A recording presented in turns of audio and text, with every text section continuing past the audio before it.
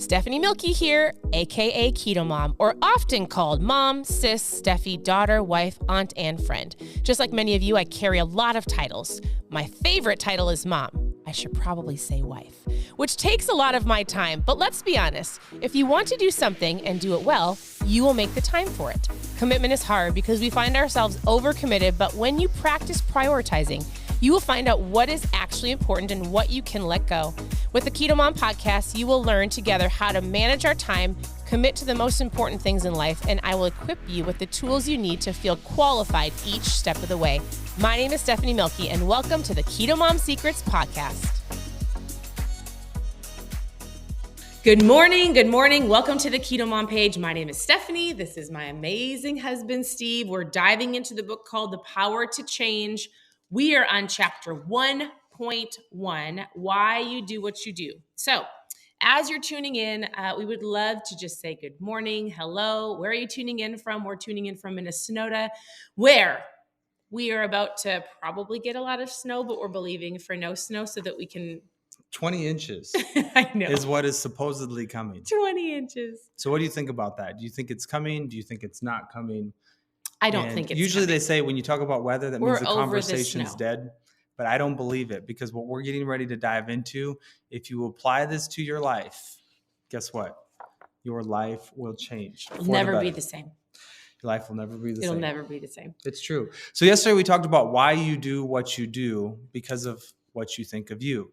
And you've heard Stephanie say this. We learned this from one of our mentors, Joseph McClendon. As you think, so you feel. As you feel, so you do. And as you do, so you have. So when you're looking at your life, it's interesting because there was a recent study that was done. And it said most people set New Year's resolutions. Most people have goals, right? But by the second week in January, did you know that more than 60% of people already quit what they started? They're done. They just throw in the towel. And it's interesting because I think for so long, I've added lots of different disciplines, lots of different habits. Yesterday, we kind of talked about my sugar addiction and some of the things that I've been working through with that. But good thing that was in the past.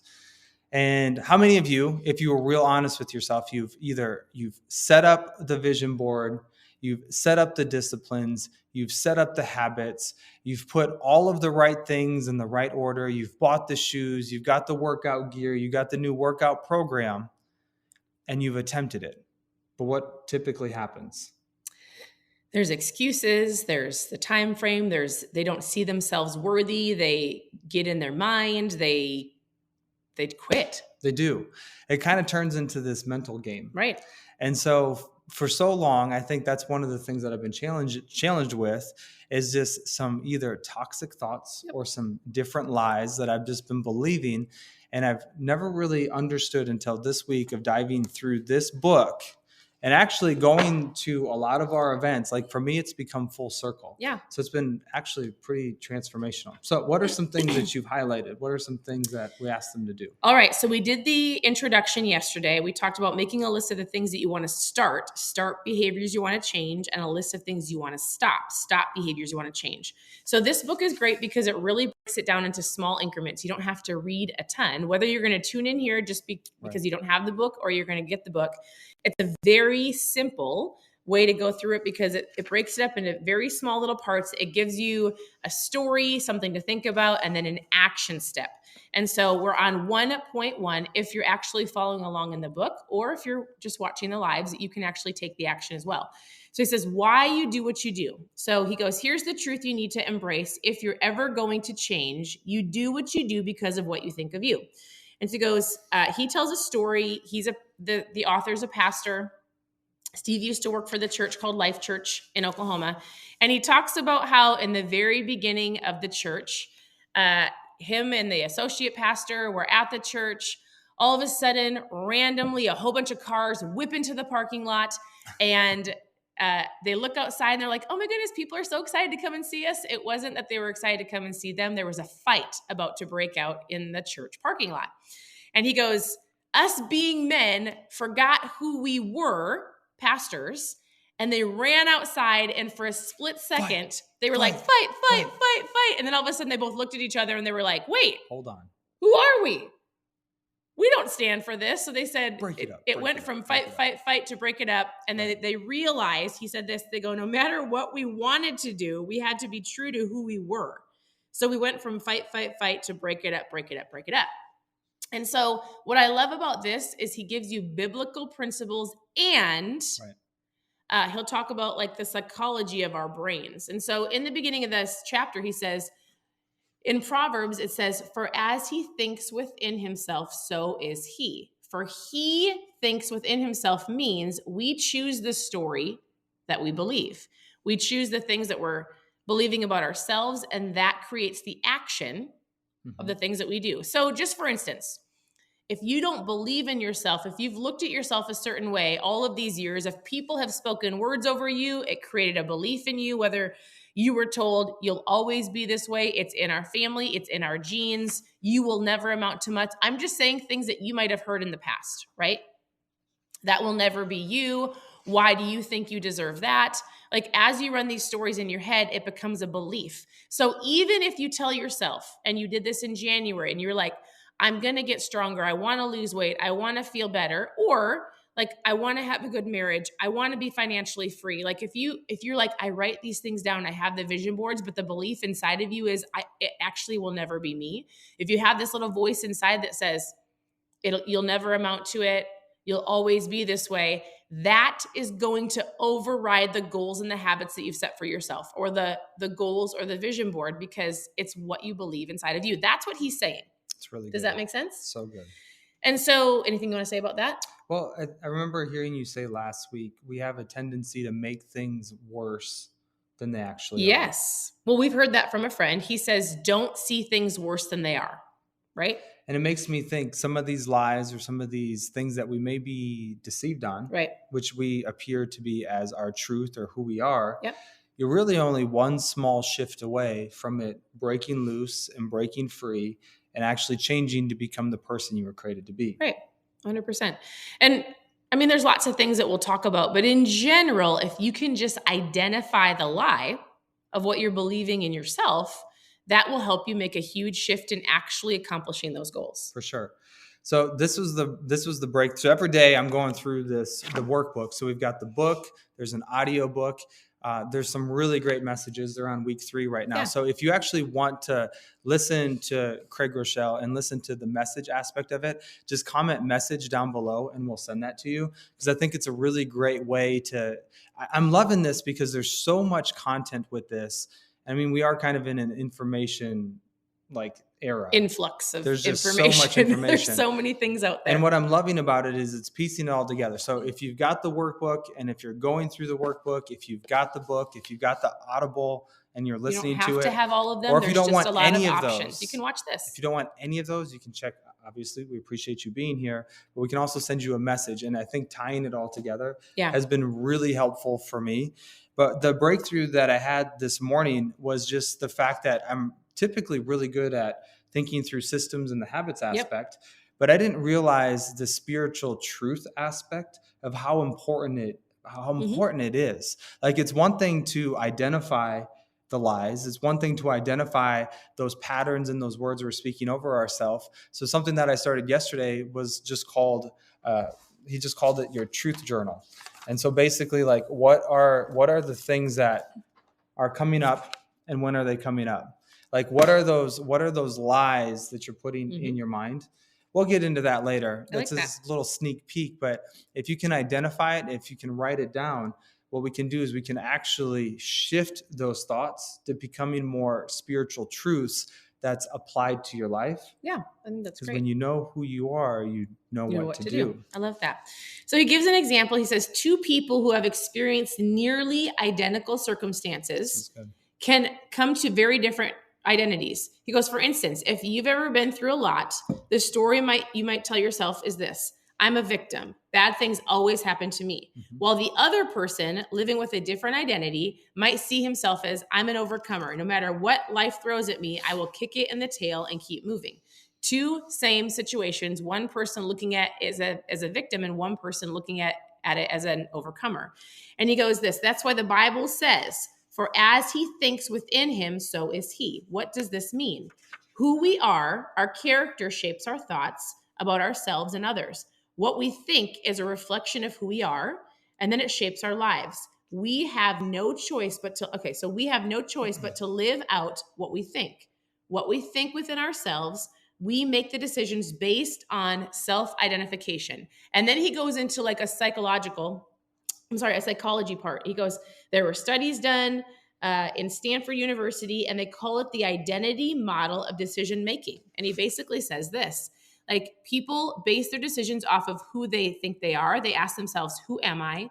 What kind of situation is this? What would somebody like me do in this situation? So their self-identity is primary reason why they or you make a decision. I'll give you an example. It's a really silly example. But yesterday we were at CrossFit as a family, and when they give us the workouts, they basically give us a workout as in really, really hard. Like, they break it into 3 aspects. They say, here's your workout for today. They give you the numbers to do, and they break it up into, like, I think about as like an athlete, like a solid athlete. Then there's like, well, I used to say like a me, like I walk into the gym and I'm like, I'm here for, what do I say? What do I call it? What do I call it? Yeah. Oh, there's a word. I'm like, functional fitness, right? Right. Okay. I might not be a competitor. I'm like functional fitness and then beginner. Yeah. Would you say that's right? Sure. So normally we talk about the workouts, and I normally automatically put myself in this middle position because I see myself, I say, I'm here for functional fitness. I'm a mom athlete. Like, I don't see myself as the athlete to compete in the highest level and numbers. I kind of let myself off the hook because this is hard, right? The top part is harder. The middle part is comfortable yet hard. And I never tell myself I can do the bottom part. I'm like, well, I don't have to do that part, but I can do the middle. Anyways, we were doing the workout yesterday, and on my little board, I wrote the highest part with a little dash and the middle part so that if I was tired, I would let myself off the hook. In my head, I was like, I can't do that part. I'm not the athlete. Right. So as we were doing the workouts, I told myself, the book popped into my mind, and I went, there's an aspect of life where other people aren't going to know what I do, but it's in my own head, right? It's my limiting beliefs, and I'm the only person that can get myself out of that rut, right? Like, you can listen to people, That's good. You can read the books, and ultimately you have to get yourself out of that mindset. So I told myself, I said, you know what? What's the difference if I row 650 meters or 800? I got to 650 and I went, surely I can do 150 more. Like, I can be the athlete. So I talked to myself and I told myself, I switched my language and I said, I am an athlete. So for those last 150 meters I rode, which was hard, I said, I am the athlete and I can do this. Instead of doing 35 push-ups, I told myself, I can surely do 15 more and do the athlete number. So I said, I can do this. I can do this. I am an athlete. I went back, and instead of doing 150 jump ropes, I did the 300. I said, I can do this. I am an athlete. I can do hard things. And at the very end, I did the same thing because nobody knew. Like, nobody knew even next to me the numbers that I was doing, right? But I knew, and I knew that if I could talk myself into it and realizing that I could just simply go, what would an athlete do? They would do the highest number possible. I had to talk myself out of the lower number. And does that make sense? Oh my goodness, this is so good. So, Yes, I mean, there comes a point where you're sense. going to watch this, you're going to read the books, you're going to listen to the messages, but it comes like, you have to tell yourself. You've got to talk to yourself. You've got to tell yourself that limiting belief of me being functional fitness, while it's good, I can actually do more. And I was able to do more. And it was hard, but it was fine. So it sounds like the words you speak to yourself really make a difference in life. Yes, they do. They do. And especially if you are a parent or a coach, or like if you've got other people watching you, my goal is it wasn't even just for me. I wanted to prove to myself. So when my girl said, we always go, what numbers did you do? Right. And the girl said it. And I told our oldest daughter, and I said, well, I did 850, 350, 800. She went, what? You did not? I said, yeah, I did. I did. I did it. Right. Because usually I set my standards lower. So makes me think, and for those of you who are tuning in and listening, what are your standards? Yeah. Only you can set those. Right. what environments do you put yourself in? You put yourself in an environment that was going to push you. Right.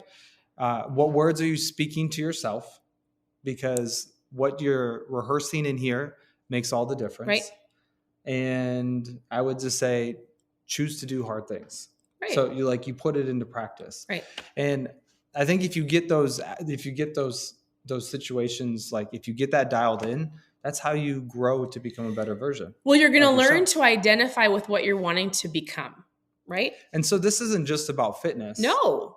Like, this is about the little things. Even like Stephanie will shut the lights off in the kitchen because the kitchen's closed. Right. So she's making a standard, like for our kids, like we don't need to be snacking after dinner. Right. The kitchen's closed. So it's a standard. Right. And it's a principle, it's a behavior, it's a cue. We're going to get into the habit loop probably in the next week or so. Right. But there's little things that you can do to make that flip, to make that switch. Yeah. Or like even telling yourself things like, if your goal is to get financially out of debt and you find yourself going to certain places, what if you instead of went to Target, or you said instead of going through that drive-through, instead of you told yourself, I am a person that saves. I am getting out of debt. Like you've got to almost tell yourself and create the identity that you are becoming. Does that make sense? That's really good. Right? Yep. That's so good. So what are you telling yourself? Right. What are you calling yourself? What are the voices in your head? Right. What are they speaking about yourself? And how can you replace some of the lies with some spiritual truth? Right. That's where the breakthrough happens. So he says, our identities are an undetected, undercurrent like an undercurrent pulling at us into decisions and behaviors. Sometimes, though, we do sense the current influences us and then even blame that influence for our poor decision. So basically, he goes, why does your friend keep going from loser boyfriend to loser boyfriend? And then you say, hey, why are you choosing these loser boyfriends? It's just the verbiage he's saying. And she'll tell you that she doesn't want to. It's just who she is.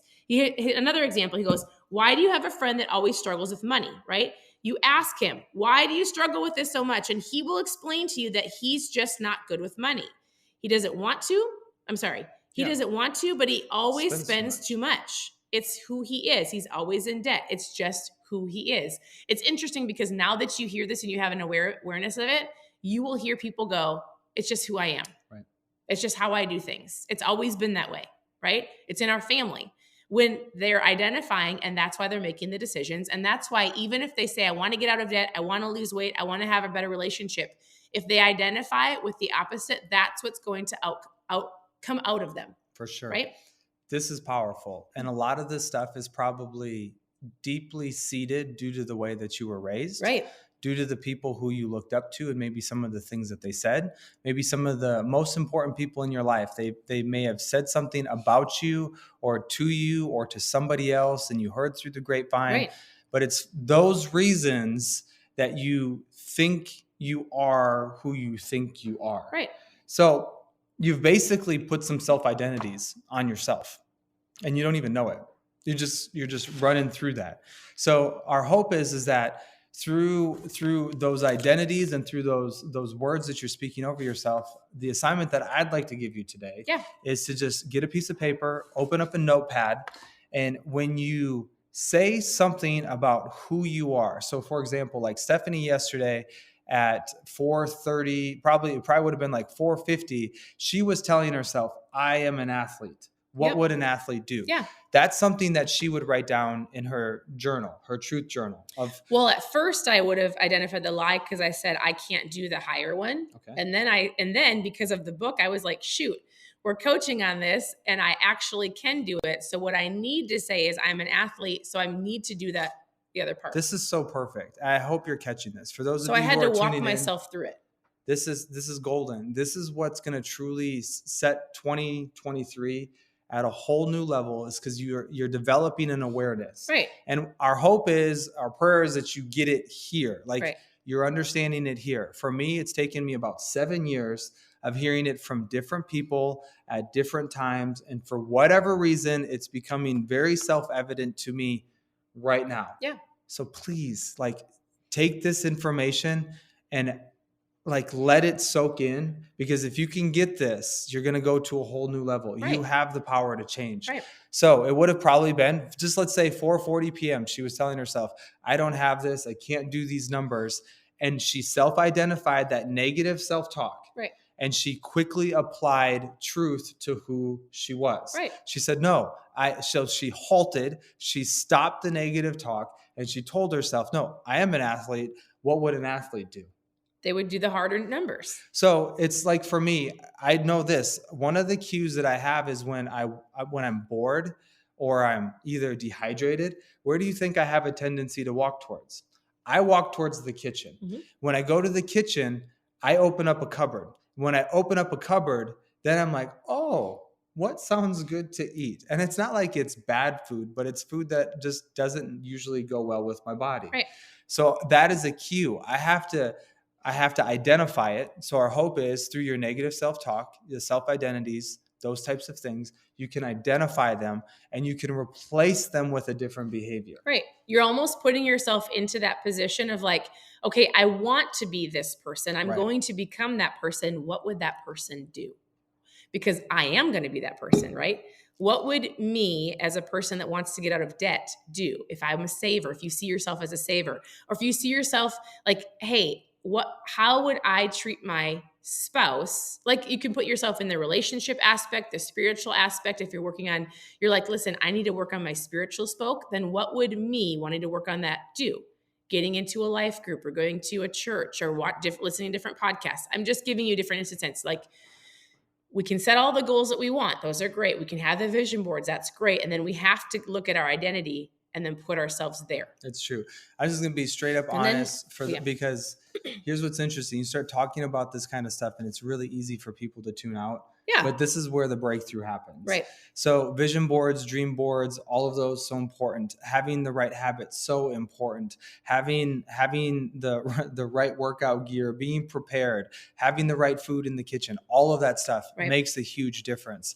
But the breakthrough happens when you start tying spiritual truth to it. Yeah. Because the moment you tie the spiritual truth to it is when it actually comes full circle. Because the reality is, you can't do it by yourself. Right. You just can't.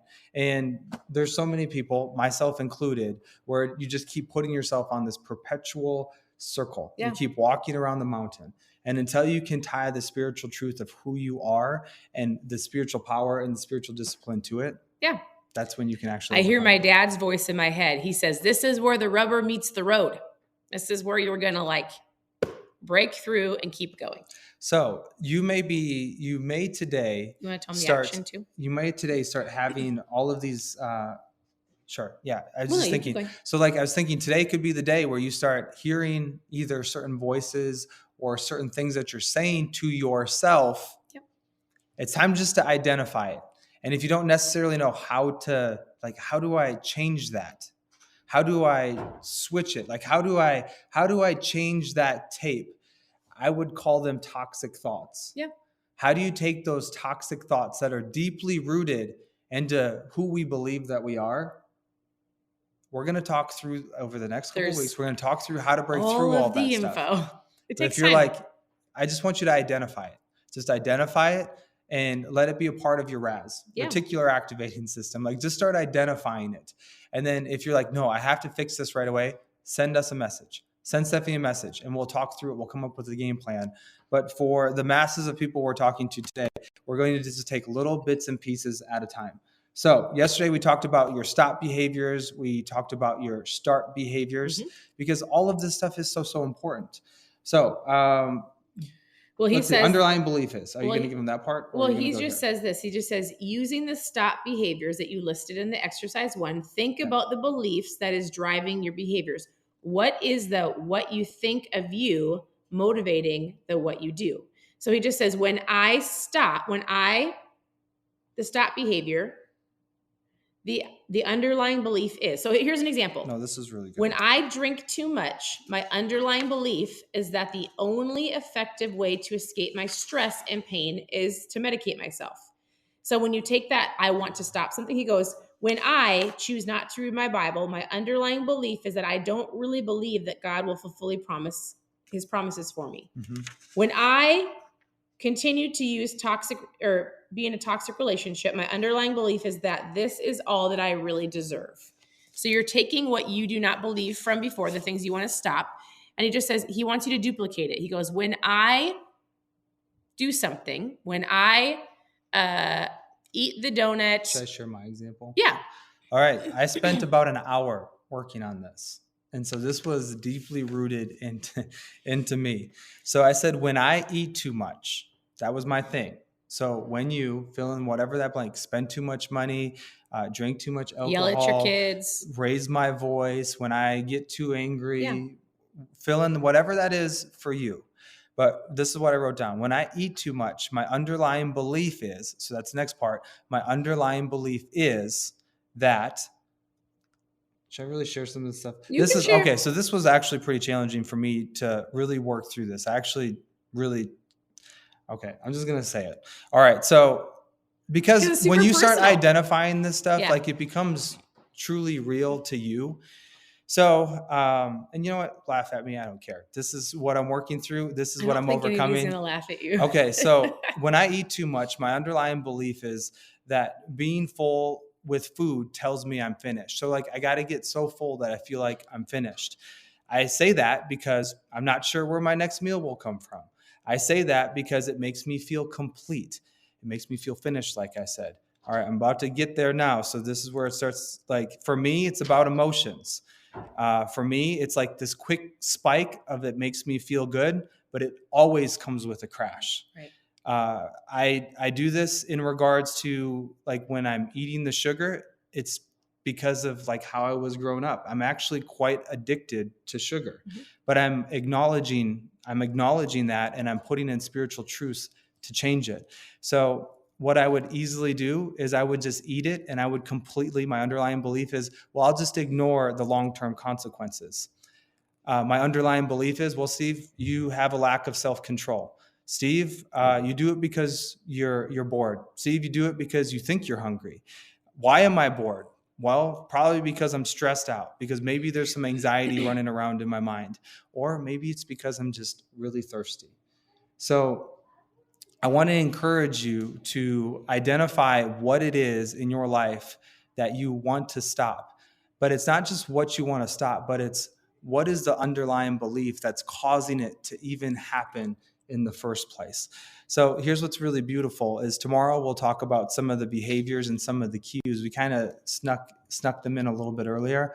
But if you can identify what it is that you're wanting to stop, but more importantly, the underlying belief of what's causing it, tomorrow we can talk about the behaviors and the cues that we can kind of help move forward with identifying those. We're not just, it's all a process. So as we go through the book, we'll do the lives. We can send out the message. We can share with you. You can listen to the Audible. Everybody learns differently, but reach out, ask questions. You can ask questions below. If you've missed any of the past lives, they'll all be on keto. If you go to ketomomsecrets.com, you can click on, I think it says book club or mindfulness. And we have books that we've shared over the last almost 2 years. And this one will be going there as well. So you can watch the lives and follow along. Or you can just reach out and ask questions. Yeah, so it's on YouTube. Check out YouTube if you want to see yesterday's. Check out KetoMOM Secrets on podcasts, on Spotify. It's all there. She's up to like 160 episodes, something crazy like that. That's pretty amazing. So it just shows you the power of consistency. If you want the message, just comment message down below. Or if we miss the message, just send us a message, and we'll make sure we get it to you.